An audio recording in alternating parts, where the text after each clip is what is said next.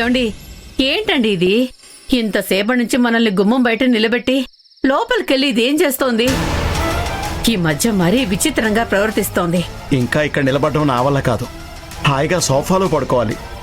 లోపలికి వెళ్దామా? పదండి పదండి. అబ్బా,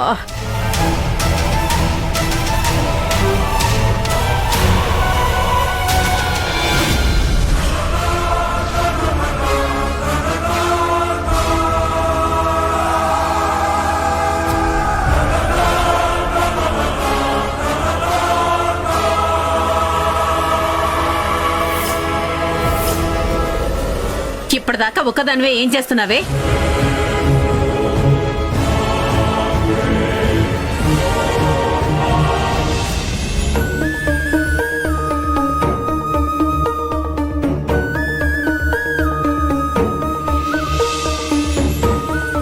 అమ్మవారి దయ వల్ల ఏ ఆటంకం లేకుండా పండగ జరిగిందక్క.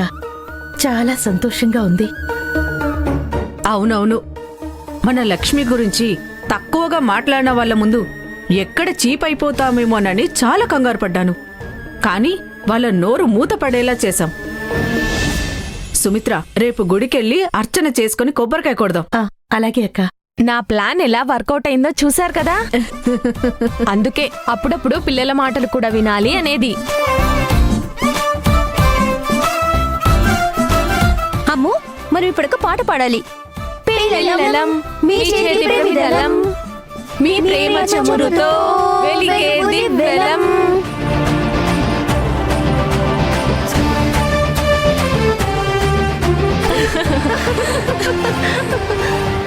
ఆపండి.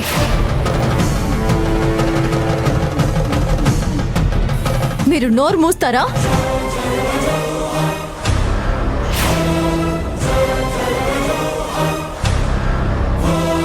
అంతా మంచి అయ్యిందని ఆనందపడుతున్నావా అమ్మా?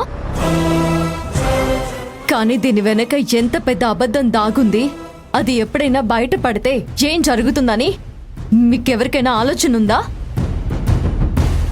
నా దగ్గర ఒట్టు వేయించుకొని సమస్యని పెద్దది చేశారు. కానీ దానివల్ల ప్రయోజనం ఏముందమ్మా?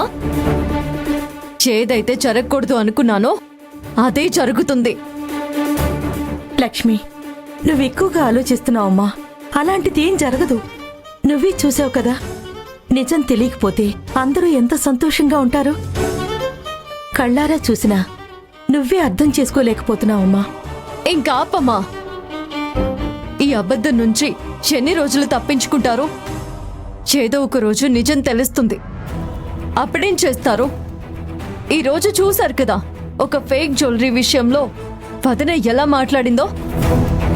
ఇదంతా అబద్ధమని తెలిసిన రోజు మన పరిస్థితి ఏంటో ఒక్కసారి ఆలోచించండమ్మా. అబద్ధం చెప్పడానికి భయపడాలి, నిజం చెప్పడానికి కాదు.